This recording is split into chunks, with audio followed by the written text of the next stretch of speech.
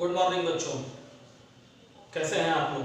आज मैं आपको कक्षा 6 विषय गणित चैप्टर का नाम पहला है प्राकृतिक संख्या, उसके बारे में मैं आपको पढ़ा रहा हूं, जिसका पहला वीडियो आपको मैंने अपने 6 और 7 जो ग्रुप बना हुआ है कृषि इंटरमीडिएट कॉलेज का उसमें ऑलरेडी डाल दिया है। आप वहां देखिएगा जो नहीं देखे हैं बच्चे। और आज हमारा कक्षा 6 का इसी टॉपिक का दूसरा पार्ट शुरू हो जा रहा है। उसमें जो टॉपिक आज का हमारा पढ़ना है उसका नाम है सबसे बड़ी और सबसे छोटी संख्या। ठीक है, जो टॉपिक आज हम पढ़ेंगे, जहां से हमने जो है रोका था पढ़ने के लिए, हमने इसके पहले स्थानीय मान पढ़ा था। आखिरी स्थानीय मान के बाद अब जो टॉपिक हमारे बुक में वो है सबसे बड़ी और सबसे छोटी संख्या। तो आज हम पढ़ेंगे सबसे बड़ी और सबसे छोटी संख्या के बारे में। तो सबसे बड़ी और सबसे छोटी संख्या के बारे में जिक्र करते हुए सबसे पहले मैं आपको ये बता दूं कि कक्षा 5 में आपने इसके बारे में जरूर पढ़ा होगा मैथ में। तो सबसे बड़ी संख्या और सबसे छोटी संख्या की दो चीजें याद रखिएगा। गिनती में यानी 1 2 3 4 5 अंग्रेजी में जो गिनते हैं, इकाई, दहाई, 1 इकाई 2 इकाई 3 इकाई हिंदी में जो हम पढ़ते हैं उसी को हम क्या कहते हैं, गिनती कहते हैं। तो गिनती में सबसे बड़ा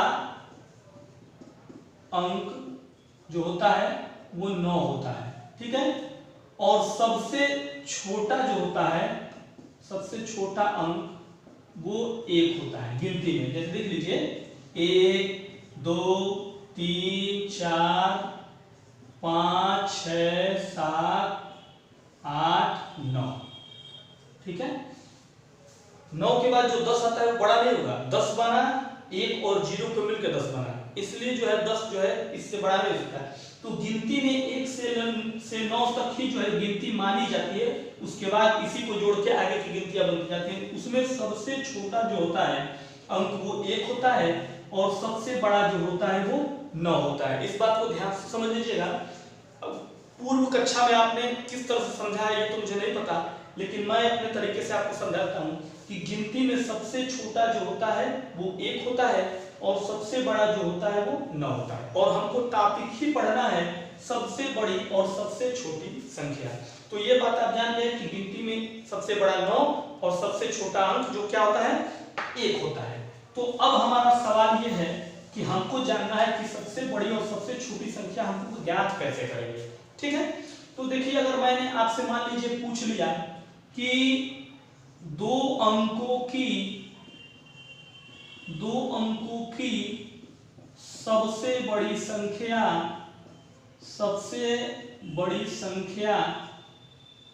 बताइए। आपसे हमने पूछ लिया कि 2 अंकों की सबसे बड़ी, क्वेश्चन मैंने आपसे पूछ लिया कि 2 अंकों की सबसे बड़ी संख्या बताइए। तो आपको अभी थोड़ी देर पहले मैंने क्या बताया है कि गिनती में सबसे बड़ी संख्या 9 होती है और सबसे छोटी संख्या 1 होती है। तो यहां क्या कह रहा है, सबसे बड़ी संख्या। क्या कह रहा है, सबसे बड़ी संख्या। ये तो आप जान गए हैं कि बड़ी संख्या 9 होती है, लेकिन कितने अंकों की, 2 अंकों की। सवाल को अगर आप समझ लिए, मैथ सीखना तभी आएगा जब आप सवाल को समझेंगे। ध्यान से सवाल पढ़िए कि वो पूछ क्या रहा है। तो वो पूछ रहा है 2 अंक का होना चाहिए और सबसे बड़ी संख्या होनी चाहिए। बस यही 2 पॉइंट आपके दिमाग में रहना चाहिए कि 2 अंक का हो और सबसे बड़ी संख्या हो। तो जाहिर सी बात है, आप जानते हैं कि बड़ा अंक 9 होता है और पूछ रहा है 2 अंकों का। तो 9 और 9 दो बार हम लिख देंगे तो 2 अंकों की सबसे बड़ी संख्या हो जाएगी, क्योंकि 2 ही पूछ रहा है। ठीक है, समझ में आ गया। लेकिन अगर आपसे पूछे कि इसी 2 अंकों की इस बड़ा के बजाय कहे सबसे छोटी संख्या बताइए। अब वहां टॉपिक बदल दिया, ये ना लिख के ये लिख दिया, इसके जगह पे उठा के ये रख दिया, ये वाला ये सब उठा के यहां रख दिया और लिख दिया 2 अंकों की सबसे छोटी संख्या बताइए। ठीक है, तो आप जानते हैं कि 2 अंकों की सबसे छोटी संख्या बताने के लिए पहले आप ये जान रहे हैं कि सबसे छोटी संख्या 1 होती है। तो बहुत बच्चे क्या करेंगे कि लिख देंगे कि 1 और 1 2 अंकों की सबसे छोटी संख्या 2 हो गई। ये गलत है, इस तरह से कभी मत करिएगा। 1 सबसे छोटी संख्या होती है, ठीक है, लेकिन 2 अंकों की सबसे छोटी संख्या 1 और 1 नहीं होगी, 9 और 9 होगी, क्योंकि के बाद कोई अंक आता ही नहीं है, बड़ा 9 है, लेकिन सबसे छोटी 1 है, 1 के बाद और भी अंक आते हैं, लेकिन 1 और 1 सबसे छोटी संख्या नहीं हो सकती, याद रखिएगा। तो सबसे छोटी संख्या ज्ञात करने का मैं आपको टेक्निक बता दे रहा हूं कि अगर आपसे पूछे कि 2 अंकों की सबसे छोटी संख्या बताइए, तो आप कुछ मत करिएगा, जो बड़ा अंक है उसका 1 अंक ले लीजिएगा, जब 2 पूछेगा तब तो बड़ा 1 लीजिएगा और छोटा वाला 1 ले लीजिएगा, छोटा अंक का, दोनों को जोड़ दीजिएगा, जो आएगा वही 2 अंकों की सबसे छोटी संख्या हो जाएगी। समझ में आया क्या कहा? अगर नहीं समझ में आया तो एक बार और आपको बता देता हूं, ध्यान समझिएगा। हमने क्या कहा है कि ये हटा दिया, ठीक है, और आपके सवाल में पूछ लिया, फिर से एक बार यहां मैं लिख दे रहा हूं, ध्यान से समझिएगा। यहां लिख दिया मैंने कि 2 अंकों की सबसे छोटी, ठीक है, संख्या बताइए। बड़ी संख्या तो आपने लिख दिया कि 9, लेकिन 2 अंकों की सबसे छोटी संख्या अगर पूछे तो कई बच्चे क्या करेंगे, ये कहेंगे कि सर जी ने कहा है कि सबसे छोटी संख्या तो 1 होती है, तो आप 1 और 1 2 बार लिख देंगे, तो ये बेटा गलत है एकदम, ये हो ही नहीं सकता है, ठीक है। तो इसी को आपको समझना है, इसी चीज को, कि ये नहीं होगा।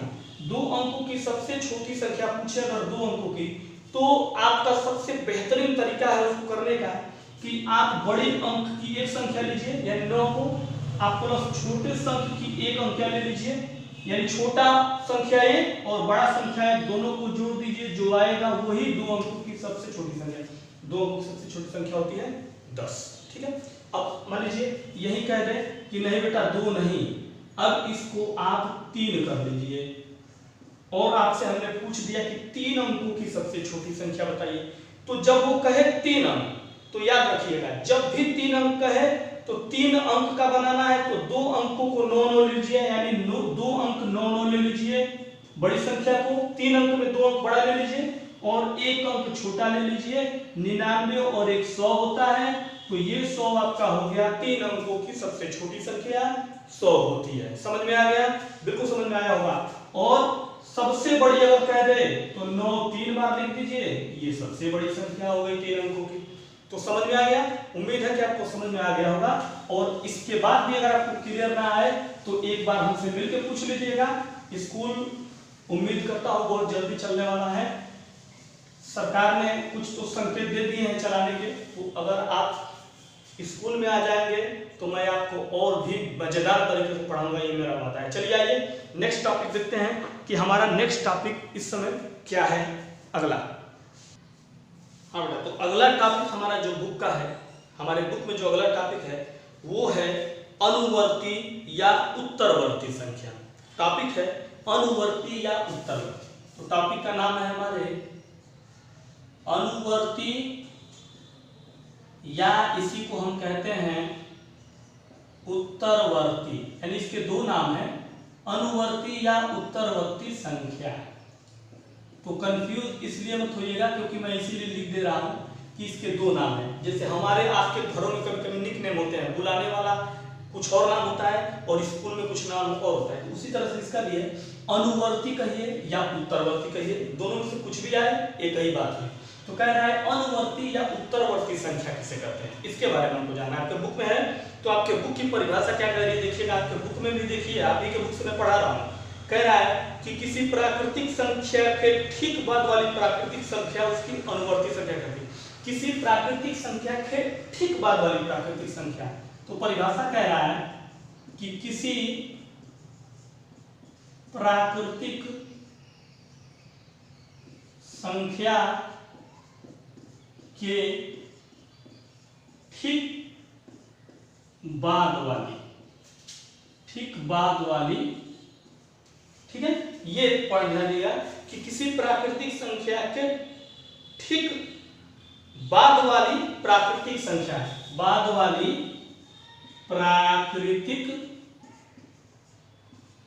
संख्या, बाद वाली प्राकृतिक संख्या क्या है, उसकी अनुवर्ती संख्या कहलाती है। उसकी अनुवर्ती या कह लीजिए उत्तरवर्ती, तो यहां भी लिख लीजिए उत्तरवर्ती। अनुवर्ती या उत्तरवर्ती संख्या कहलाती है, कहलाती है। ठीक है, ये परिभाषा हमारी हो गई कि अनुवर्ती या उत्तरवर्ती संख्या वो संख्या होती है कि किसी भी प्राकृतिक संख्या के ठीक बाद वाली प्राकृतिक संख्या उसकी अनुवर्ती या उत्तरवर्ती ठीक बाद वाली। इसी पॉइंट को याद रखिएगा, इस पॉइंट को याद रखिएगा। इस परिभाषा में प्राकृतिक संख्या होगी लेकिन ठीक बाद वाली होगी, ठीक बाद वाली। अब अंक में आपको समझ में आएगा कि ठीक बाद वाली हम क्या कहना चाहते हैं। जैसे मान लीजिए हमने उदाहरण दिया, एग्जाम्पल आपसे पूछ लिया कि बेटा 9 की अनुवर्ती संख्या, 9 की अनुवर्ती संख्या क्या होगी, क्या होगी। आपसे मैंने ये सवाल पूछ लिया 9 की अनुवर्ती संख्या क्या होगी, तो क्या परिभाषा कह रहा है 9 प्राकृतिक संख्या ही है। आप जानते हैं प्राकृतिक संख्या 1 2 3 4 5 अनंत तक चलेगी, तो 9 प्राकृतिक संख्या है और हमसे कह रहा है कि ठीक बाद वाले। ठीक बाद मतलब ठीक बाद वाले, कहने का मतलब ये है हम जहां हैं उससे ठीक आगे वाले की बात कर रहा है। तो 9 के आगे क्या आता है, 9 के आगे 10 आता है, तो 9 की अनुवर्ती संख्या क्या हो जाएगी, 10 होगी। 9 की अनुवर्ती संख्या क्या हो जाएगी, 10 होगी, क्योंकि 9 के बाद ठीक क्या आता है, 10 ही आता है। तो एग्जाम्पल में भी आपके देखिए दिया हुआ कि 9 की अनुवर्ती, एग्जाम्पल और भी सारे दिए हैं लेकिन मैंने एक ही एग्जाम्पल लिया है कि 9 की अनुवर्ती 10 होगी। अच्छा, ये तो ऐसे नॉर्मली हो गया, तो ये पॉइंट याद रखिएगा ठीक बाद वाली। दूसरा तरीका आपको मैं बताता हूँ कि कैसे आप जानेंगे।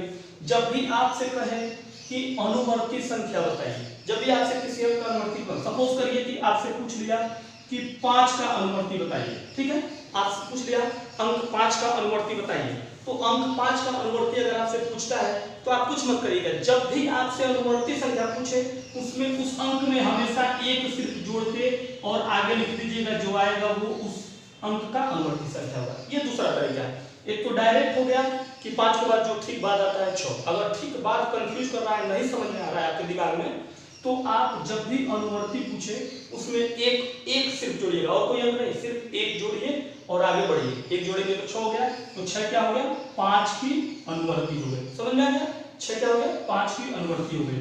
उसी तरह से अगर मान लीजिए मैंने आपसे एग्जांपल दे दिया यहाँ पे कि 47 का आप बताइए अनुवर्ती क्या होगा, तो 47 का अनुवर्ती क्या होगा बेटा, 47 का अनुवर्ती क्या होगा। दो तरीका है, एक तो अगर आप दिमाग आपका चल रहा है फिट एकदम, ध्यान आपका मेरे ही सामने है पढ़ते हुए, तो आप कहेंगे 47 के बाद सर 48 आता है ठीक बाद वाली। अगर उस तरह नहीं पता है तो उसको कह दीजिए कि चलिए सर ने बताया था कि उसमें एक सिर्फ जोड़ना है, अनुवर्ती में सिर्फ एक जोड़ना है, तो आ जाएगा 48। तो हमारा संख्या हो गया अनुवर्ती 47 का 48। समझ में आ गया। चलिए आगे बढ़ा जाए और लिया जाए अगली संख्या। तो यहाँ पे ये मिटा देते हैं क्योंकि थोड़ा सा बस बदलना है परिभाषा में, तो इसलिए इसको मिटा दिया जाता है थोड़ा सा सिर्फ, और इस परिभाषा को मिटा दिया जाता है। इसके जगह पे एक परिभाषा जो आने वाली है उसका नाम है पूर्ववर्ती संख्या। आपके टॉपिक में दिया है, अगला जो टॉपिक है उसमें आपके पूर्ववर्ती संख्या, ठीक है। ये है आपके टॉपिक का अगला जो है पॉइंट, वो है पूर्ववर्ती संख्या।